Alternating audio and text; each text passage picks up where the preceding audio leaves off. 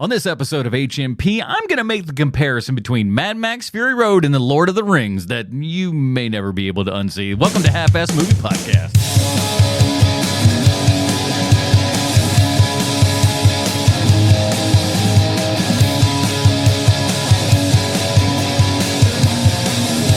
Ladies and gentlemen, welcome back to Half-Ass Movie Podcast, a show where we put together a half-ass theme as an excuse to watch movies. My name is Adam Porters, and joining me today, he spent this entire movie saying, man, I really need some chapstick. Sweet Sean Zakovacs from the internet.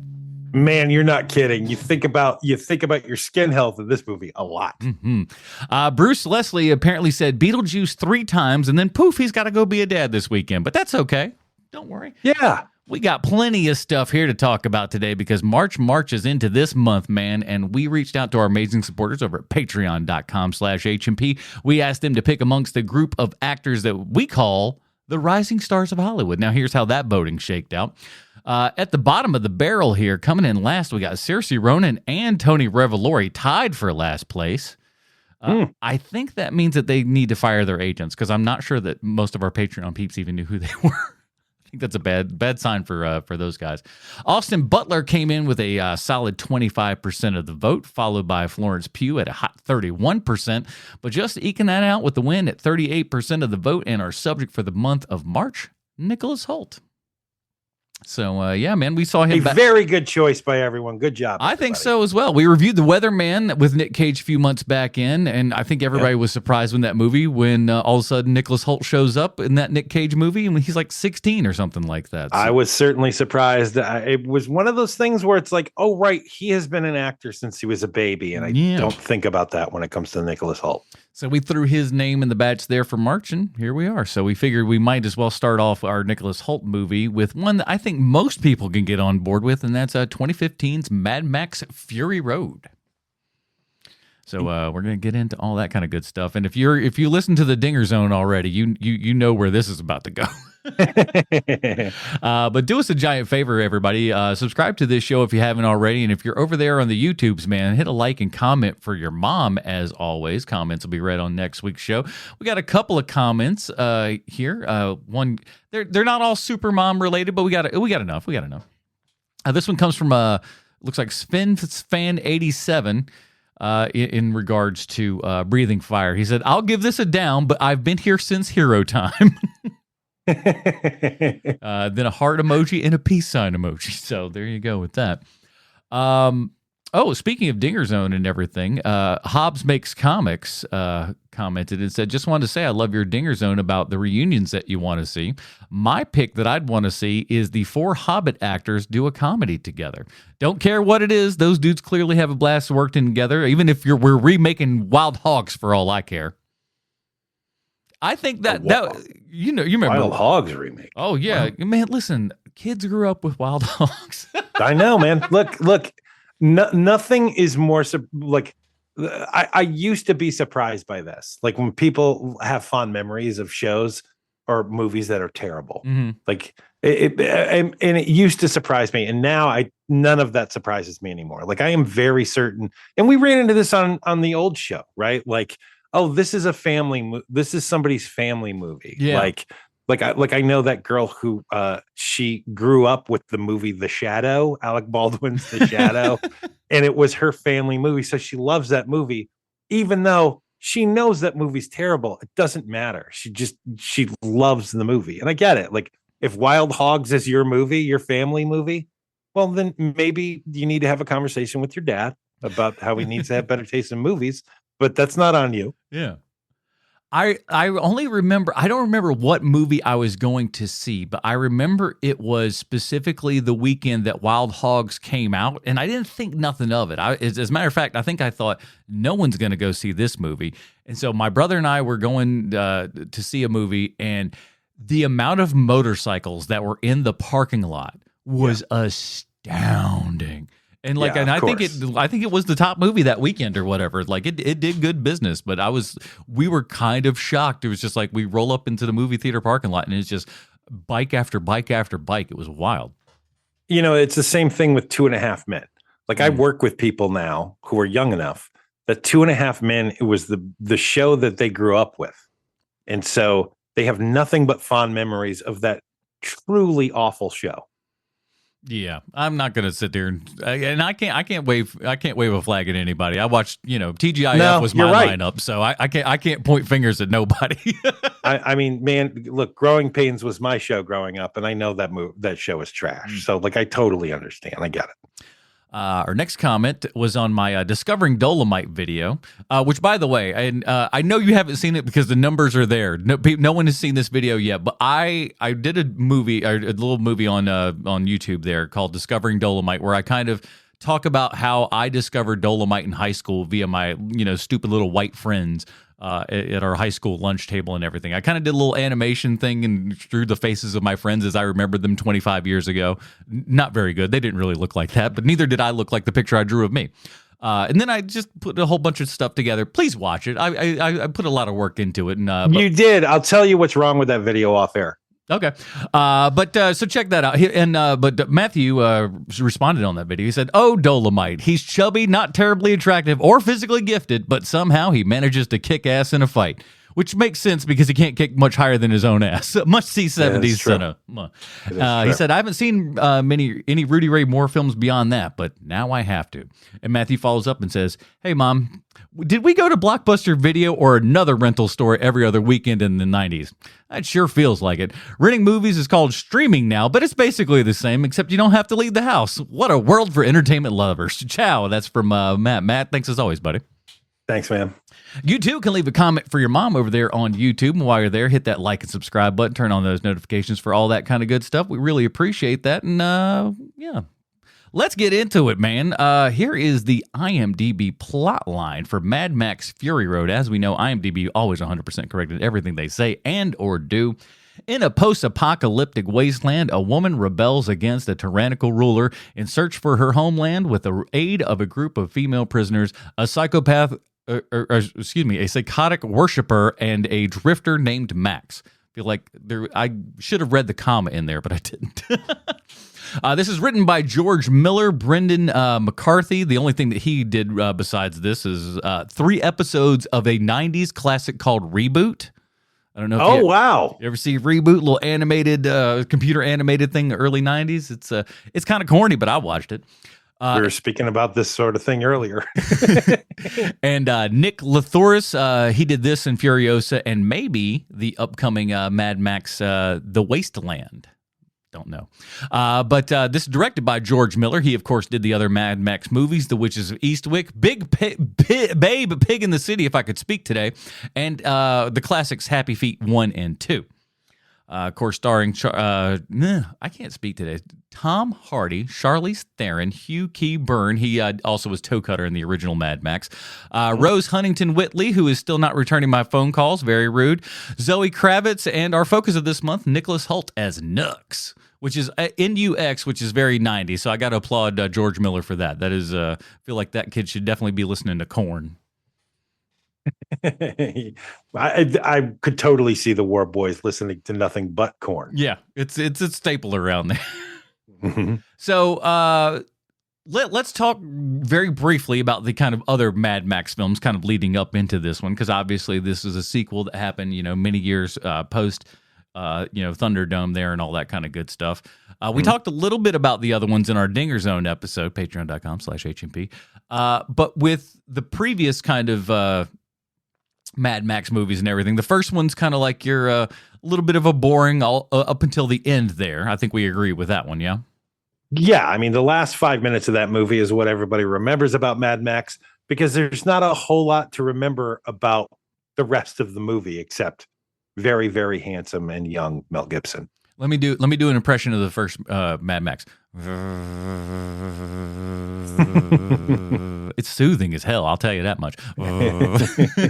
There's a lot of that going on in that one, but that's fine. And the Interceptor, I mean, it's just an amazing car. Yeah, looks very, very, very cool. But you can kind of see the roots there, if you will, but it hasn't quite formed. And then once the Road Warrior comes in, it's like, it feels like you've really decided to lean into that exploitation kind of era and everything, even though this is kind of post a little bit of that era, I guess, because that happened more in the 70s and whatnot.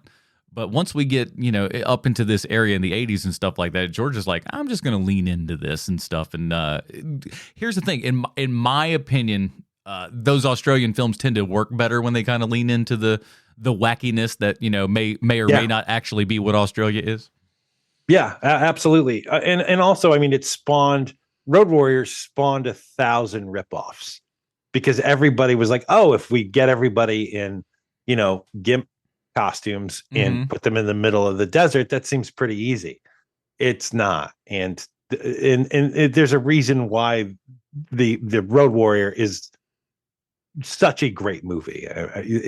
It's the writing. I mean, the writing of that movie is just incredible. I won't have you saying that the writing of Megaforce is bad. I won't sit here and allow you to do it. Okay. No, I okay. won't. Well, thumb kiss to you, sir. And when it comes to Thunderdome, right? Thunderdome is the first part of that movie. Can't we just get beyond Thunderdome? I'm sorry. If we do, it's going to be trouble because then there's going to be 1,000 kids and like all of that stuff. And I get what Miller's going for the second half of this movie, but Beyond Thunderdome is basically the Stripes of Mad Max, where everybody who talks about Stripes and how great Stripes is only thinking about the basic training part of Stripes. They're not thinking about the second half of Stripes. The third act specifically is not great. I mean, driving around in an RV and like nobody gives a shit about that. And if you are just at Bartertown, if you're just at Bartertown, the third Mad Max movie is amazing. But when you go beyond Thunderdome, you start running into trouble. Yeah. And so then we had just, forever and a day. We had him go out and just make all these other flicks and stuff like that. Like you said, your Witches of Eastwick, your Babe Pig in the City and all this kind of stuff. Your Happy Feet movies, stuff that is so far and wide away from, the Mad Max movies. You kind of wondered, is George ever going to get around to, doing anything else? And because everybody had kind of heard about like the other ideas that he kind of had kicking around and whatnot. And apparently this movie was kicking around so long that they had like 2 prequel ideas, and we've already seen one of those get executed at this point. And so another one might. And that's what's so funny. I don't know if you know this or not, but I've looked upon this when trying to put all the names and stuff together. This next movie, get this. He's basically doing a Tarantino, right? Because Fury Road is kind of the one movie, right? And then you have your Furiosa that takes place earlier. This next movie, the third movie, is going to take place like the day before or just before the first movie, before Fury Road. Really? Yeah. So like the thing that leads up to him being chased by those guys at the beginning of this movie, we're going to learn what happened previous to that. That's the word on the street.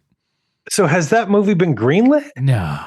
Like it couldn't have, with the way that Furiosa performed. There's no way. No. So that's the idea, but like whether or not we should have that, we'll talk about that later. But yeah. So going into this movie, like I wasn't quite sure kind of what to expect and everything. Now I do remember obviously the hype and stuff that was kind of leading up to it, and I went and saw it in the theater. I'm fairly certain it was first weekend because of 2015 we're probably I'm probably still running a buttload of movies at that point. So I'm like, I go in and watch it and I'm like, this was good. I enjoyed it. And then it seemed like everybody else watched it. And then to me, at least from the outside perspective, I found this to be a lot like The Hangover, because The Hangover was the same way. I saw The Hangover and I'm like, that was a good film. And then it was like, that one had a late start to it. Like 2-3 weeks later, all of a sudden, everybody knew what that was. And then it was the funniest movie you've ever seen in your fucking life. And I'm like, it was good.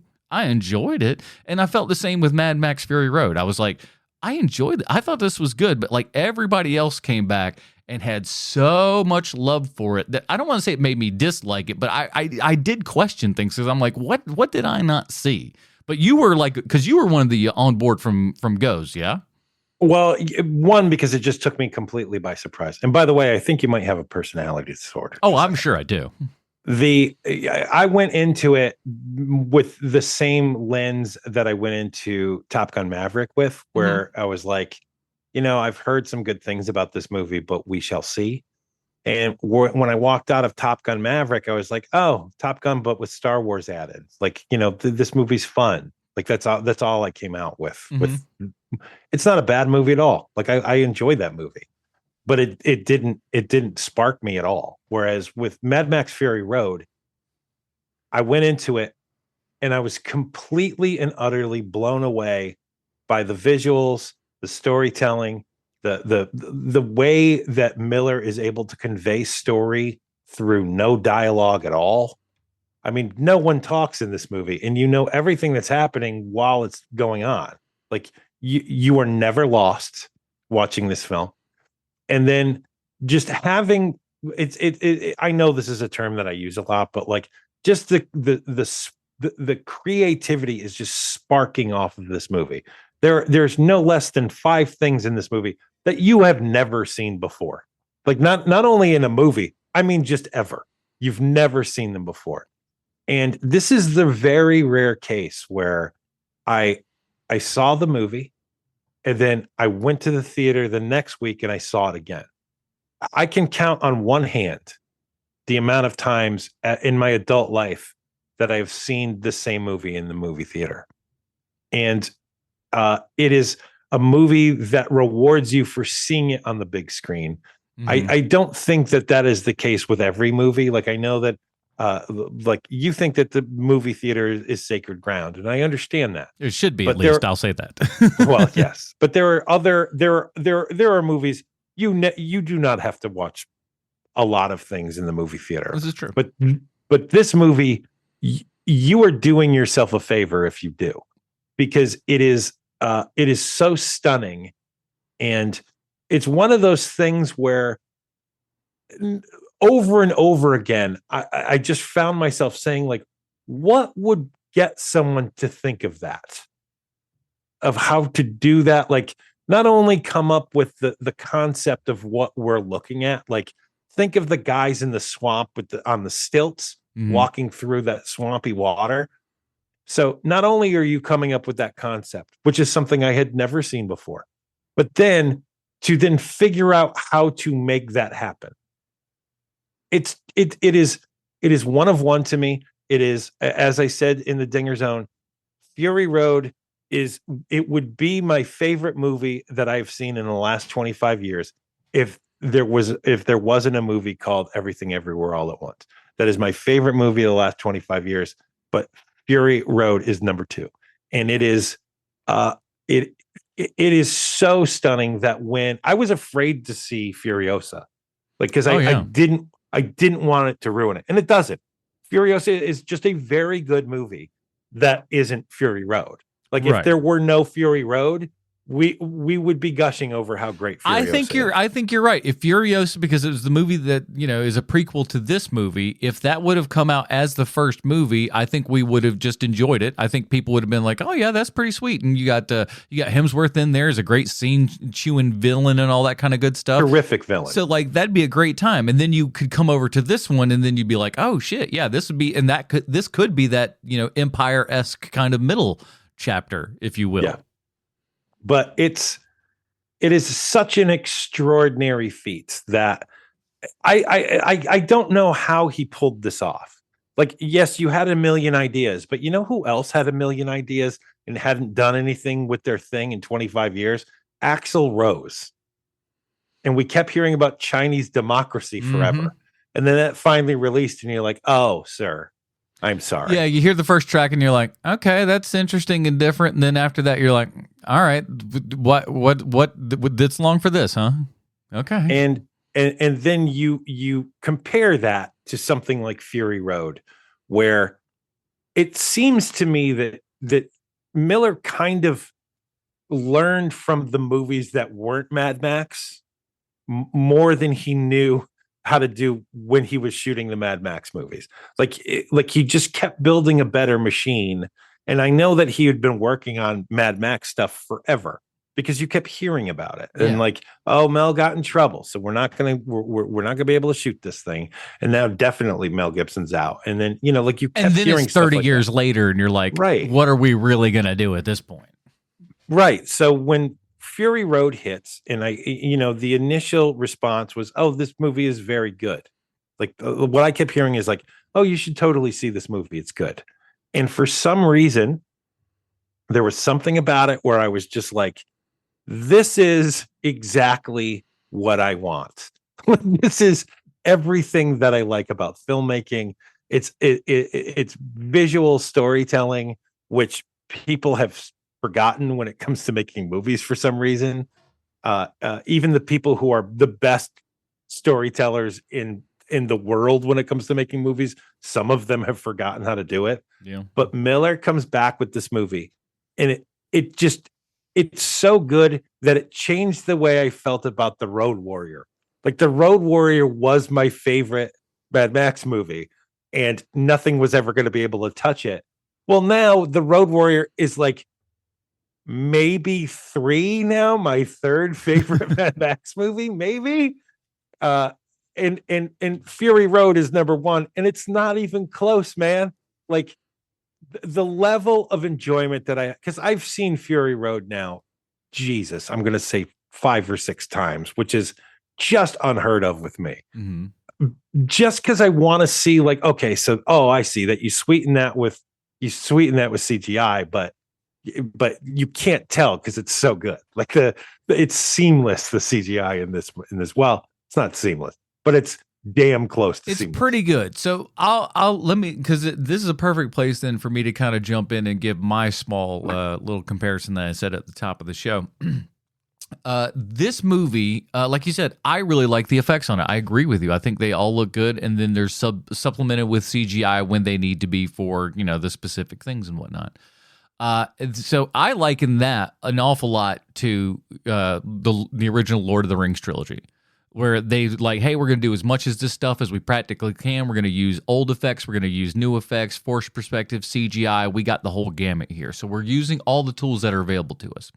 But then come The Hobbit, right? When we're doing the Hobbit trilogy, and it's just like, we need to just fill some financial and contractual obligations here, so we got to roll through this. So we are going to do most of this in CGI. There'll still be some stuff, but it's going to look a lot, less polished than the original one is. And I think that Furiosa is almost that same kind of case. It's not bad. It's not terrible. And I don't think it's quite as egregious as The Hobbit is, but there are points in it where you're just like, oh, I can tell that this one feels rushed comparatively to Fury Road, because Fury Road has that perfect level of just practicality plus your CGI and the storytelling. It feels like Furiosa tries to pull a little from that, obviously, and it makes sense why it would, but doesn't really, because it's just not, it doesn't feel like there's as much care and attention to that movie as there is Fury Road. I can't tell. I like, sometimes you can. But I can't tell every time if something is a practical effect or CGI in this movie. To this day, there's certain sequences where I'm like, is that car crash real? Like, I can't even tell. There's a couple where I'm just like, it was an actual stunt man doing that? Like, there's one where he gets like thrown off a truck and rolls, the ground pretty damn fast. I'm just like, if that's real, that's impressive. But also at the same time, I'm asking you, is that real? I don't know. He hit, like, when he hit the ground and the sand hit, I'm like, well, they could program that, but I'm like, I don't know. And that's a good sign. Unfortunately for everything else, after watching Fury Road, I became one of those people that I can't stand when I see them on YouTube who are just like wagging their finger, like, be better. Because after you watch Fury Road, for me, it's kind of hard to sit back and watch something happen where you're like, well, why couldn't you stick the landing on this? Like, Brave New World should be a far, far better movie than the one that you've released. Mm-hmm. You had twice the money that Fury Road had, and you can't even come close to the dynamic of Fury Road. And it's literally a 2-hour long car chase, and you can't figure that out. Like, you have you have everything in your disposal, and due to choices, due to we've got to get the next movie up and running as well and hide it in this movie, like all of that stuff. Stop it. Figure out what George Miller figured out, which is, I'm just going to make a really really great movie, and then we'll worry about everything else later. Yeah, you don't have to have seen any of the previous stuff to worry about any of this. It is just kind of now it's a little vague in parts, but that's kind of part of the fun of it too, is you're starting to figure stuff out. And because, like you said, it's a very light on dialogue movie and everything, and which I think which is one of the reasons I didn't like it when I first saw it, because I was just like, what's going on? Could you give me a story? Can someone talk about something? I was a little mad. I mean, like when I first, like my first viewing, I was just like, listen, all the action stuff, I'm like, I think it's cool, but I'm like, where is the fucking story in here? I'm like, I can't find it. I'm like, no one's talking to each other. Like Tom Hardy is basically doing charades for half the film, for crying out loud. So I am just like, but I mean, upon rewatchings and stuff like that, I do like it. It's much better, but I had to get over that little hurdle because I was not there at the first round. I was just like, I feel like there should be a story to this, but I'm not finding it there. But it is there. It's just it's not blabbed to you like we modernly do today, where it's like we need to. I don't want to be spoon fed everything, but sometimes I'd like a little bit of clarification. But to you, it's a bug. To me, it's a feature. Exactly. But it's there, but if you're willing to look at it, and I think at least certainly upon the first visit, like you said, it is such a spectacle of a movie as well, that you may be overwhelmed by that little bit, and the fact that there's no dialogue may lead you into that kind of feeling that I had, where it's just like, this feels like a half incomplete movie. It's like, it's not. You were really just distracted by all the the bright lights and shiny whistles and stuff like that you weren't quite paying attention to the story like you probably should have. It's just toned down, man. Like the script itself is toned down, and actually, it's the right move, because if you have Tom Hardy in your movie, chances of him doing some wacky voice are high. And he's still kind of doing one. He is, but he also has. I can't remember the actual amount of lines, but somebody counted it out. It was like he had like 18 lines in the whole movie. Yeah, that's right. That's correct. That's what you give that guy, because when he's standing there and he's acting, he is a damn good actor. They also did the smart move of having Furiosa be the main character of the movie. Like the movie title is lying to you. It is the story of Furiosa for sure, who is kind of where this needs to go. Because if you don't have Mel back for Mad Max, you can't keep trotting out Mad Max. It's a little weird. It has to be somebody else. So why don't we make it this badass lady that you actually believe can handle herself in a fight? Oh, and she got a robot arm. Like, yep, that's right. Robot arm looks amazing too. It looks so good. I was just like, I love when something looks as real, and I forget that this person doesn't have a fake ass arm. And God bless Charlize Theron. Let's talk about her for a minute. She made her bones, and by bones I mean the Academy Award, by uglying it up. Yep. And but I say that, but like, it really wasn't her makeup job and all that other stuff. Her acting in that movie was unfucking believably good. It's true. It's like, when I watched that, I was just like, oh yeah, she's gonna get it. A couple months later, sure, shoot, and she did. So no shocker there. She can do anything. Yeah, it's kind of gross. But she's so good in this, and like you almost forget it's her. Yeah. Like, she's really delving into this character. She doesn't mind making herself look ugly. But is still attractive enough that you're not disgusted by her, which is nice. You're just like, all right, she's all right looking. She just, it's the apocalypse. She's in the wasteland. Yeah, you're in the wasteland. You're not going to look good. You don't have a Sephora in the wasteland. It's, this is going to look bad. But I do have a Zoe Kravitz bit where there's one, she looks bad for most of it, but there's that last scene, all of a sudden she's got eyeliner on. I'm like, this is bullshit. What has happened here? She got real pretty for that last little bit there. And I'm like, no, that don't count. Come on now. But she's really, really good in this. But let's talk about this, because I don't know if this is apocryphal or whatever, but like, and I wouldn't know, I could easily imagine it being true that her and Hardy did not get along. I mean, do you find it hard to believe that somebody is having a hard time getting along with Tom Hardy?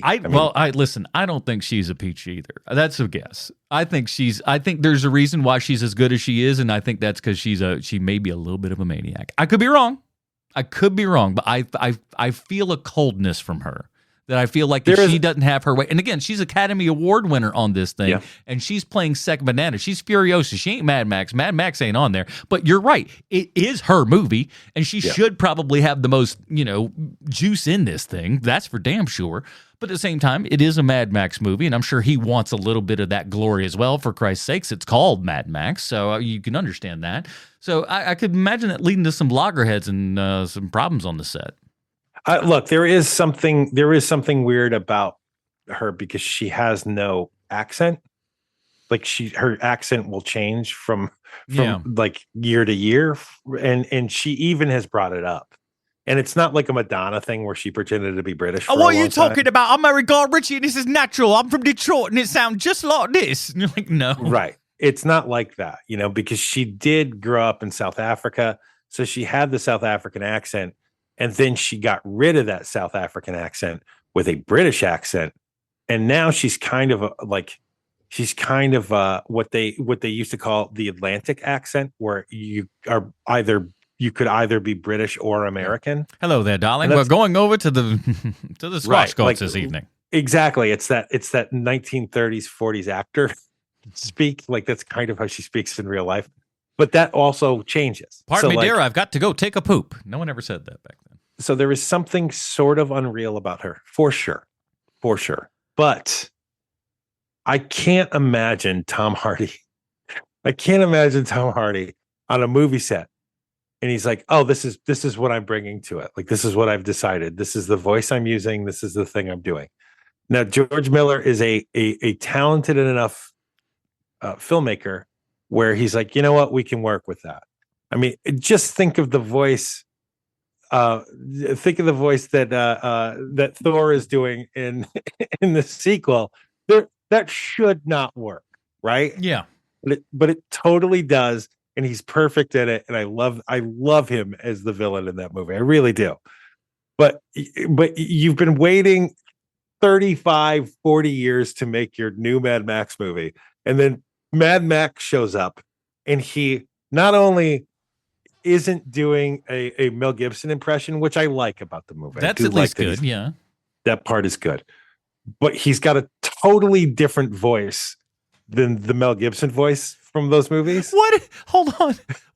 What if he decided to do an Australian accent and it was just a real shit Australian accent? Like Monty Python doing an Australian accent. Yeah, and that's what he just decided, and he insists that that's just Mel Gibson. Why do you keep saying throw another shrimp on the Barbie? We don't even say that. That's what we do around here, eh? Oh God. Jesus. Tom, we're gonna Outback isn't just right. Keep moving, keep going. Which makes me ask, when in the plot did the muscle come into place? Because part of me goes like, oh shit, man, you're gonna be trying to do this voice the whole time. Hey, we got a new element in the story that we'd like to put on, because we feel like they wouldn't want you talking too awful much if you were prisoners, right? See, that makes sense. Put this muscle on, please. Yeah, and I think that I know that I'm bad mouthing Tom Hardy here. I think that he is a great presence in this movie. He has to have the right material. It truly does come down to that with Tom Hardy. But he is a good Mad Max. He is a good Mad Max. Like, he is a very physical actor where, when you have no problem believing that he can kick some ass in the wasteland, which is what Mad Max is supposed to do. He's a little beefier than Mel. That works too. Like, it doesn't matter. And I think not having him be the main character in this movie is a benefit to the movie. I do understand the people who rightfully are like, this is supposed to be a Mad Max movie, and there ain't a whole lot of Mad Max in it. Like, I understand. I think there was a little. I think I had like a dose of that. Mostly, it was about the story, about how there just people weren't talking. But I was just like, no one's saying anything, for Christ's sakes. But there was a feature, not a bug. But also at the same time too, I was kind of that same thought of like, do you want to have any Mad Max in your Mad Max movie? But yeah, it's not about him ultimately. It is her story, and it works, and it's a cool, interesting storyline. And again, one of the things that I liked about it, upon the many subsequent viewings that I've had and stuff, is that, like, you don't know, is that they don't set it out for you, and we don't know why all of a sudden she's taking this turn, and things are gradually just introduced to you, and we don't sit there and go, the pregnant daughters of Fury, of what's his nut there, of Morton Joe and everything. It's not like we're not smashed with that. We kind of put it together. He trusts us enough to be able to put this together. But the cool thing too is at the same time, it still looks like a fucking comic book. You know what I'm saying? Because we've got these. Sure, they're the brides of him that were, you know, there for breeding purposes and stuff like that. And so, but we're gonna dress them up hot. We're gonna dress them in white, and they're gonna have this like it's very cool. It's so stupid. And the ones on the, you know, the precipice of birth here and everything. And you know, you got the other one. It's a lot of fun. It's a cool method, and it allows a certain bit of tension in there. And of course, you know, we have that come up later in the thing where she gets cut and then of course kidnapped and all that kind of good stuff. You put real actual, you know, stakes involved, and it's really good. And because of the way the world building that they've done up until this point, you buy all of it. And I think that's one of the best things that George does in this entire thing is makes you believe that the wasteland is real. Yeah. And all done through visual. Mm-hmm. No one is explaining anything you're seeing, which is why I love it so very much. The closest because you'll get I is am like a very water. I'm a very wordy boy. And so when I'm able to see someone who is a master at being able to convey, this is the thing, this thing too. And if you're not paying any attention, you're not going to understand this, but it's coming up later. I promise you. Like, it's just again and again, everything to recommend this movie. I love the design of all the people in the town that are all begging for water and stuff. It's just like you've got just an unbelievable load of extras there, and everybody looks so fantastic, just grimy and gross and disgusting, as you would imagine they would be in this, you know, waterless, you know, hellscape here and everything. And like they feel like real people. They feel like real people that really want some water. Yeah. And so you absolutely buy it. But then over top, again, all the great design of it. He's like, you know, just got this Mussolini tower here and everything, how he addresses everyone, and the design of the Immortan Joe, just himself and all of his weird diseases and the suit that he's got to get in that helps sustain him and all that kind of stuff. There's so much wild lore that goes on in this thing that we just kind of show you. We don't even talk about it, but you can put all together what's kind of going on here. When you see all of the, you know, his mutant offspring and stuff, all the boys that are just like all messed up and whatnot. You got the little guy and the big guy. It's like everybody in between, and what he's trying to do without them actually sit there and explaining it to you, which is so lovely. And that's the reason why I love it so much, right? Like, you can totally believe that a Morton Joe is a real thing that exists in the wasteland. Yeah. But you can also believe that the Doof Warrior is something that the guy with the fire guitar. Yes. Like that is the Doof Warrior is something that exists in the wasteland. And it's because George Miller is such a deft storyteller. Like, you've seen enough weird things that seeing a guy that has a flame-throwing guitar, that's, you know what, that's just part of this. That's exactly right. So that just makes sense. Wild. Like, it is like out of like an 80s metalhead's notebook that he just drew when he was a kid. And it was just like, all right, there's going to be like 8 billion speakers. It's going to be up on this 57 Chevy that's going to be on, you know, Bigfoot tires. And there's flame going to be coming out of the head of the stock of the guitar and everything. And he's going to be on a bungee cord. And you're like, what the heck? Who thought this up? It's so awesome and original. But you're right. By that point, you're like, yeah, hell yeah. That's exactly what should be there. And it's that war cry. It's them putting on Flight of the Valkyries in Apocalypse Now. But yeah, it's just one of those. George Miller's handed direction with everything is what I've kind of was shocked at you know, kind of this watching again, as I really just kind of sat back and watched what he was kind of doing, where he was kind of pointing your eye to everything. And that's when you really do kind of, when you can sit back and kind of just analyze this thing. He knows what he's doing so hardcore. It does feel like he had been, gestating this bad boy forever and a day, and he finally got to put it on screen as he wanted to. Yeah. Yep. And he had so much time to build out the world that we don't even see. Mm-hmm. And on top of that, what it gave him was the ability to be able to come up with great names for people. Like if you going through the cast list for this, right? Yeah. You have Glory the Child, Corpus Colossus, the Ace.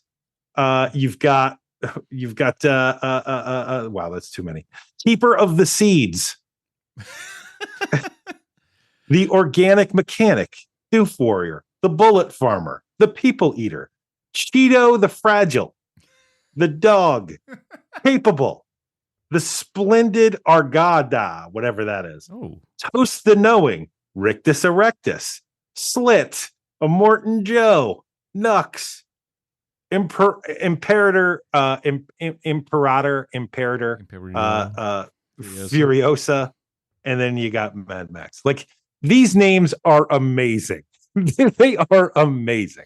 George Miller, we know you played D&D when you were a kid. There's something about it that's just like, yep, that's a guy who played him some role-playing games back in the day. Just it's why I keep coming back to this movie. It's that it's there. Every time you see it, you see something new in it too. Yeah, I think this time I really appreciated the different factions that were out there, from your Bullet Farm and the other, what's the other guys? I forget. But the gas. Yeah, so your Gas City guys, and then your other ones. Gas City. And so just how both of those guys, and like they weren't supposed to kind of end up crossing with them, and then they come back, and so not only do you have the regular people from the Citadel that are coming after you, now you got these other two clans coming after you, so it's full court press from everybody. It's so much fun, and it is because it is that chase. And again, much like the Lord of the Rings, we are just walking from one point to another. No, sir. And then back. No, sir. No, sir. This is very different than the pacing of Lord of the Rings. You're right. They go back. They go back by the end of this movie instead of just being. Yes, it only took one movie. But ultimately, though, it's a lot more fun than I had.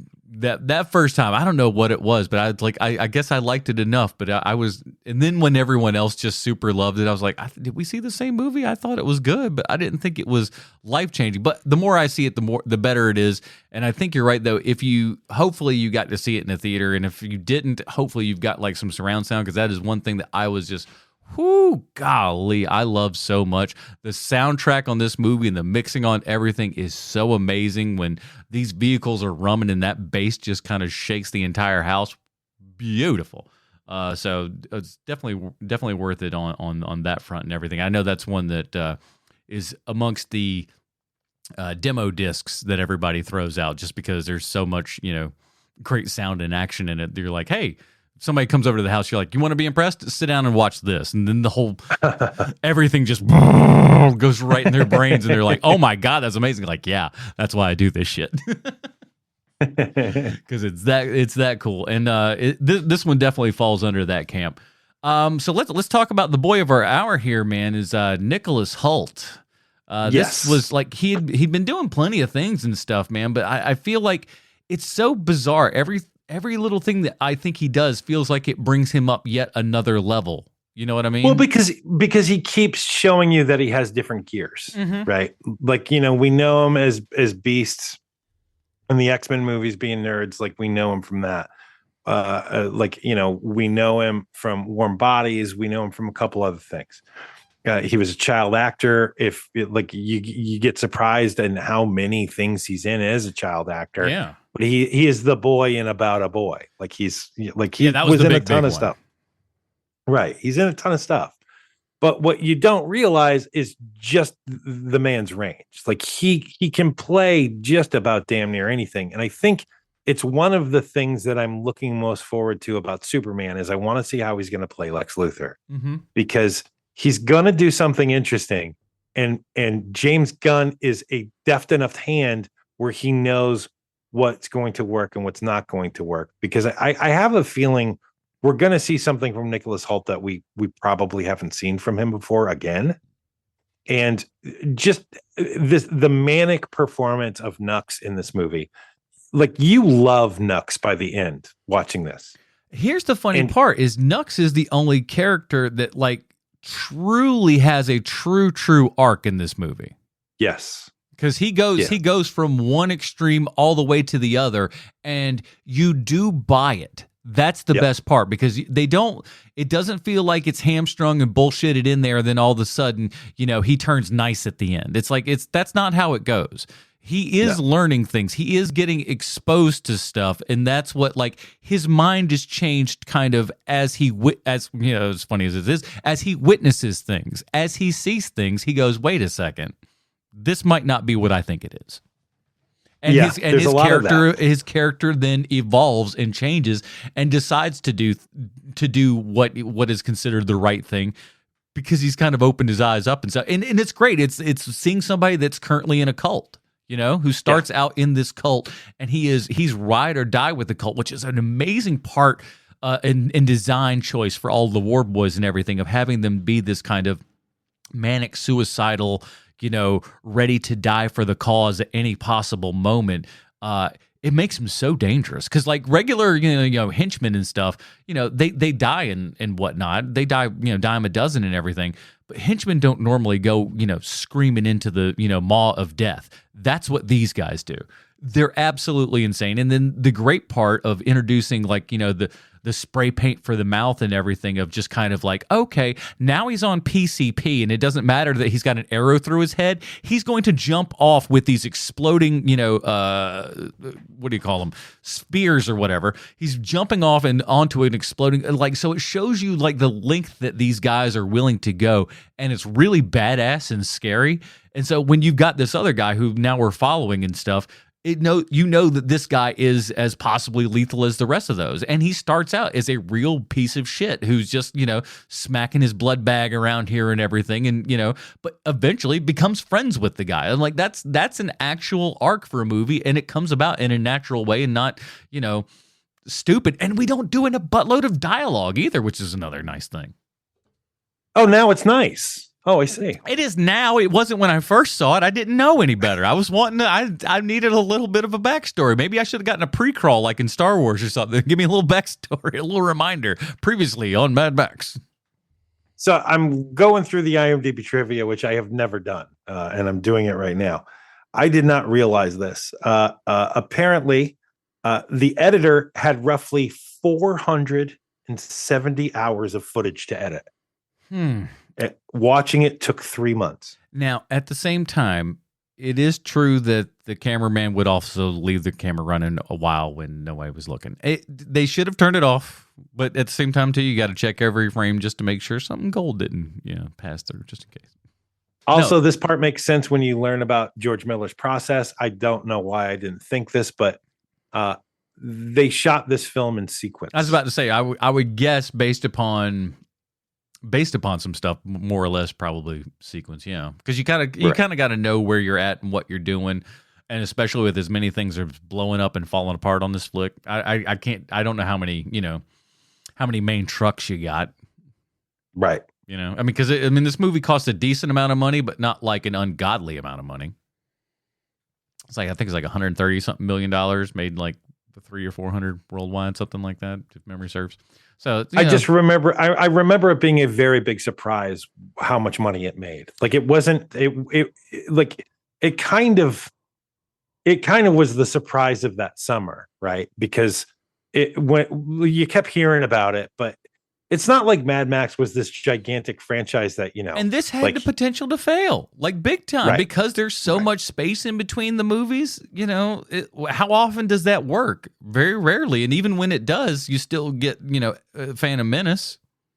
It's not like you're getting Happy Meal toys of Mad Max. So the fact that it did as well as it did was a real surprise. And that it was Furiosa playset. Yeah, exactly. Exactly. Now I'm Nux.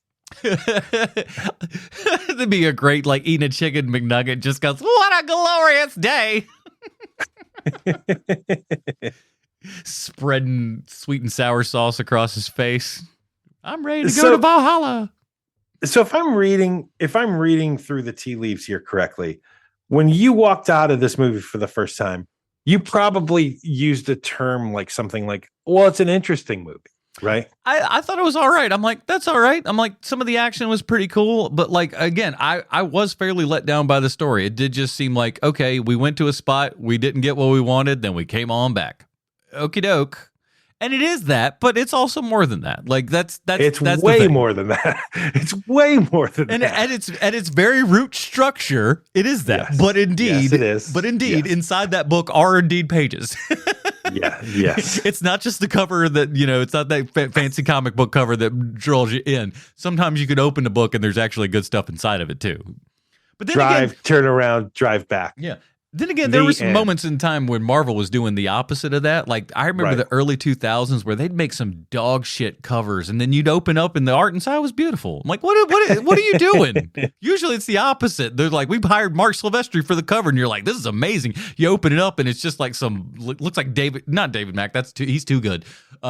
Somebody, Alex Maleev. You'd open it up and it'd be Alex Maleev on the inside when you had somebody like Silvestri on the cover. Disgusting. Why would you do that to me? Bait and switch. And comics were still like $4 a pop back then too. That's still ridiculous. Forget about it. Sorry, I had to rant a little bit about old comics. I will say that I think that it should be a federal crime that when you are on like the Marvel, like if you're getting comics downloaded into your iPad, it should not cost as much as a regular comic book. It just shouldn't. Oh God, they should, like if digital comics cost $1, comics would be so big. Agreed. Comics would be so big if comics cost $1. But no. We've got to charge the exact same cover price as the physical comic. It doesn't make any sense.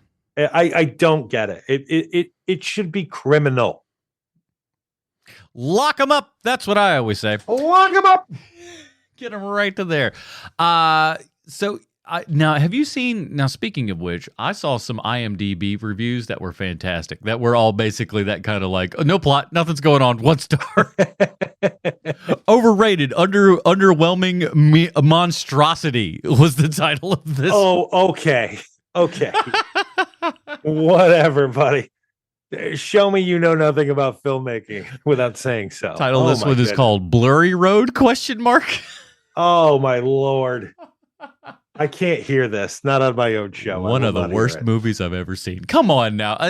When people do when people do say things like that, though, I just want to go, you really need to watch more movies because there's so much garbage. The stuff that you think is bad is mediocre at worst because there's so much horrible stuff out there. It is like, it's unbelievable. This doesn't fall anywhere remotely in that category. No, not even close. Well, I mean, look, if I didn't like this movie, even if let's say I didn't like this movie at all, right? It wasn't my taste.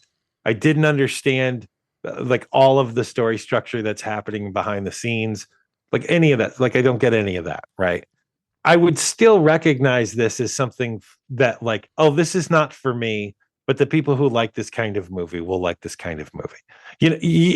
I have the perfect example of this, which is the Dungeons and Dragons movie that came out 2 years ago. Yeah. That movie is not for me. I wasn't going to adore that movie in the first place just because of the subject matter, but I understand it is a very good version of what that movie is. Yeah. It's probably the best version, right? And so like, well, this is going to be great for people who like Dungeons and Dragons.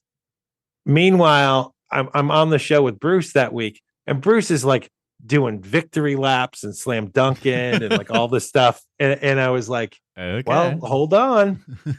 This is your taste. This ain't everyone's taste. And he's like, and we're going to get 5 of these, and there's going to be a TV show, and it's going to be the greatest thing ever. And I never said it on the show, but I was like, hold on. Like, we do have to look at what the box office makes. This is not a movie for everyone. This is your taste, not everyone's. And so for me with Mad Max, that is what I have. Like I would be doing victory laps. I would be high-fiving everybody after seeing this movie, except I understand there are many people who are going to see this movie and be like, this is not for me. Like, I totally get it. It's not. Yeah. It's not a movie for everybody. It is a movie for me. If you are somebody who loves Everything Everywhere All at Once and Mad Max Fury Road, then take what I recommend as a movie. Like, oh, I love those movies. What else is this guy going to recommend? These are my style of movie. And so like you may be fuming listening to this. How dare you say such great things about Mad Max Fury Road? You were my friends and you've betrayed me. Why?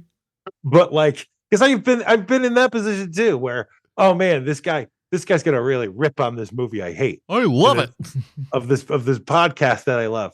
And meanwhile, the podcast is like, I'm gonna tell you something. You're gonna hear a lot of bad things about this movie. I love it. And I'm like, how dare you betray me? How dare you? I understand it. I get it. So we got to ask ourselves, as we've asked in all of these things here, Nicholas Hoult, is he doing it in this movie? Yeah, man. Like I said, it's a speed we had never seen from him before. Like he's basically building a better acting machine every time he does a new role. Mm-hmm. Where you're like, what? Honestly, who I can compare him to the closest is Charlize Theron. Yeah, that's kind of true as well. She's got a lot of stuff on the table. She can play anything, and Nicholas Hoult is getting to that part too, where like, oh, this guy can literally just do any role. He could be in like some adaptation of a Shakespeare play, and he would be fine. He can also be in the dumbest like action movie ever made, and he's going to be totally fine. He can play a smart character. He can play a dumb character. He can be manic. He can be subdued. He can do anything. It's pretty great. Like I think that one of the reasons why I wanted to put him on the list is because I think that even if he doesn't become a gigantic movie star, which I think he might after Superman, I really do. I think that he's going to be somebody that you are going to be seeing for as long as they're making movies, if he's still alive, as long as he doesn't pull a James Franco. Yeah. I think we're going to be seeing him forever. I really do. So to give you an idea, like 2018 alone, he was in Deadpool 2 and he played like a weird, dandy in The Favorite. Mm-hmm. Come on. can you get much different than that of playing, Beast and then, some foppish little guy who's, dirty? Yeah. He's very dirty in that film. Everybody's very dirty in that film. What am I talking about? The movie needs a bath. But yeah, he's fantastic in this. Like I said, he is the one character that does have an actual arc to this whole thing comparatively. I mean, I'm sure Furiosa's got like the journey that she goes on, but she's not ultimately, changed, if you will, or anything. No, she doesn't have. No. Well, I mean, that is the thing about Mad Max is he keeps moving on and learns nothing. I'm still having flashbacks and everything. Can't get over these demons, but what are you gonna do? They murdered my wife and kid 50 years ago. I'm still going after them with this car. You know what it says though? No, but that nobody talks about. Maybe getting wife and kids murdered and everything keeps you young. Maybe that's the thing. He's just like, and less racist over time. Weird. No, that the only reason that that's because he just that's why they had the muzzle there for most of the film. Cut it out. Now, this is a tough one. Since we're on the Nicholas Hoult train here and everything, and this may come up as like the default answer for this up until a point, I suppose. But if you had to recast this role, who would you do? I've got a good one. Oh, I want to hear it because it's going to be somebody who is basically a chameleon, right? Mm-hmm. I mean, it would have been a different take on the role, but he would have been the appropriate age for it and everything, and he had not yet passed. But Anton Yelchin. Oh, he is good. You're right. That's the perfect casting. Anton Yelchin would kill this. It'd be a different thing, but he would do something with it that would also be a very interesting choice. I totally agree. Yes. But like the same kind of build and body size here and everything. And, but like I said, around about the same age. So I think that totally works. Yeah. Like you can't put in somebody who is like more imposing, like Adam Driver. Like that would totally not work. No, and you have that is the perfect recast. But what a great design for all the War Boys too, because everybody's kind of the same sort of like, they're not buff, but they're not like, they're not sickly thin, but they're like just that kind of perfect little area right there to where they're like great disposable warriors. Yep. I mean, just everything about.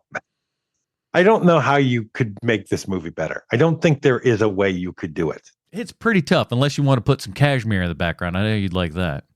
Oh boy, don't get me started. Don't get me started. You. We were doing so well. I didn't yell at you once this episode. Hey, what can I say? Bruce isn't here, so I'm not going to curse. Well, movies only come in two types here, everybody. They're either art or fart. I don't know where this will lie for you. You've been holding everything so close to the chest. Sean, art or fart for Mad Max Fury Road? Not only is this art, this is my favorite kind of art because this is accessible art. This isn't something where like this is art for people who get it. Like that is not what this movie is. It's an awesome flick. Like this is something that you could have seen this 40 years ago and it would have fit right in with the movies of that time. Mm-hmm. There's so much originality in this thing. There's so many new ideas. There's so many moments where like, you know what? I'm not a big fan of this part, but don't worry because that's going to go away in 30 seconds.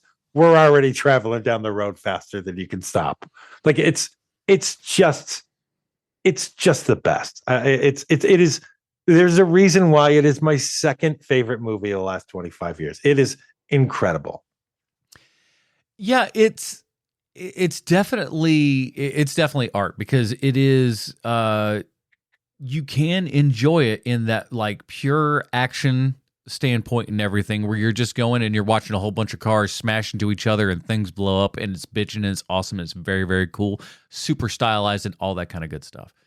At the same time, like the world building that they put together, the art design for this entire film where you buy every stitch of everything that is everywhere. And they do such a cool job in like dumb shit that doesn't need to be there. Like we're all like the logo that's kind of branded onto the back of their neck that lines the headliner of the truck. Why? I don't know, but it looks fucking cool. It's so cool looking. And like, but every little tiny thing is thought of, like the 8 billion places where Furiosa's got weapons and stuff within the cab of the truck alone. Just every little tiny detail was so clearly and thoughtfully, expressed to us that you can't not call this thing art because you can like I said, you can have so many different ways that you can sit down and choose to watch this movie and focus on a particular thing, be it the performances, be it the art, be it the action and cinematography and stuff like that. There's so many different aspects of this movie for you to, explore in what is very much easily on the surface a super simple nothing kind of movie, because the plot of it's not huge, but it's there enough. Right. But I will say that this movie doesn't work like RoboCop, though. I will say that. Where like, if you are a dummy watching RoboCop, you love RoboCop just as much as someone who is a smart person who loves RoboCop. You just like the movie for a totally different reason. Whereas if you're watching Mad Max Fury Road and you don't like this style of movie, you think that this is a dumb movie if you're a dummy. Like if you are a dumb person, you literally are like, this movie is just people driving. This movie is dumb. I would much rather watch The Fast and the Furious. Like you are a dumb person. Like this person who rated it 1 out of 10 and said a chilling indication of the destination travel in film or destination trend in films. Oh boy. Whatever. Yeah. Whatever. Somebody has a thesaurus. Good job. I like it. I did not put that together until you were speaking there. We're like, oh right. This isn't a 2-level movie. This is not Starship Troopers. This is not that movie. Now, have you ever, or do you have any inclination to see the black and chrome version? Are you aware of this? I do know the black and chrome version. Yes. I haven't sat down to watch it. It came on the 4K disc that I bought way back when, where they were like, oh, we put the special one out that's got all the stuff in it and everything, and it's got the black and chrome. But I haven't sat down to watch it. I wanted to watch the regular color version for this because honestly, I don't know how well the black and white version would actually end up doing. Same thing with Logan. I was like, there's something about having that kind of color and stuff in there, especially in just all of those great scenic, desert shots and all that kind of good stuff. It's like I feel like it just muting the colors on that would just be a little bit of a crime. It does, man. I mean, it's part of Mad Max to me is just how brown and how brown and white that those movies are. Like, I don't want to mess with that. Yeah, it's like that warmth of it and everything. And then when you get to the big maw of the storm and whatnot, where things kind of turn purpley and whatnot, like there's some cool stuff in there that I feel like if you go to black and white, it kind of just sucks all the fun out of that. You know what it reminds me, hearing about the black and chrome thing, what that reminds me of is the Steven Soderbergh cut of Raiders of the Lost Ark, where he cut out all the dialogue and he turned it and he put it in black and white. Yeah. Because his whole premise behind doing that is you can follow this movie. Everything that's happening in this movie without any dialogue. I love the little experiments that guy does. I know, man. That guy just loves movies, man. He's just he really does.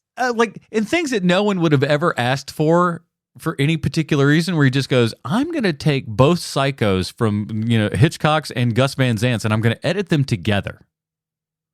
You're like, why? He's just like, kind of want to. And he did. He edited both of those movies together because they're basically the same movie, but they kind of intercut between things. Very bizarre, but that's Steven Soderbergh for you, everybody. That will do it for this episode of HMP, Mad Max Fury Road, our first in our series of Nicholas Hoult movies here and everything. We got our next one up on the docket next week. This is one that I was I don't know much of it going in and everything, and when I saw it, I was really blown away. And that's going to be Warm Bodies, the vampire movie. No, zombie. I forget. It's all kind of somebody dead in it. He in a zombie movie. He in a vampire movie. That's right. Well, you're right. He is also in a vampire movie that we probably will end up doing later within the month as well. So listen, he likes all the crazy things from Beyond and whatnot. So we'll be checking that out next week. In the meantime, where can people find more of us on the internet, Sean?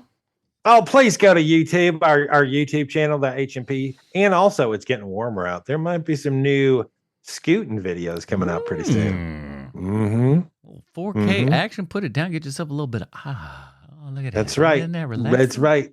You're not going to learn anything new about me. You're just going to see a lot of cool scenery. Yeah.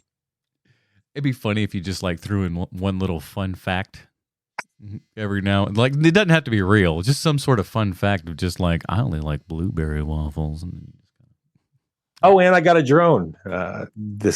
So I'll be editing that in too. Heck yeah. All right. So check all that kind of good stuff out there. We really appreciate that. The YouTube there makes a whole lot of a difference, everybody. Really appreciate it. Love you so much. And thank you to the people that supported the show over at patreon.com/HMP and voted on Nicholas Hoult month here and everything. I think we're going to have a really good time with that one. So that will do it for this episode of Half-Ass Movie Podcast. Join us next week for Warm Bodies for Sweet Sean Kovacs from the internet, the absent Bruce Leslie. I'm Adam Portrush, reminding you to be a dirty baby and leave a comment for your mom.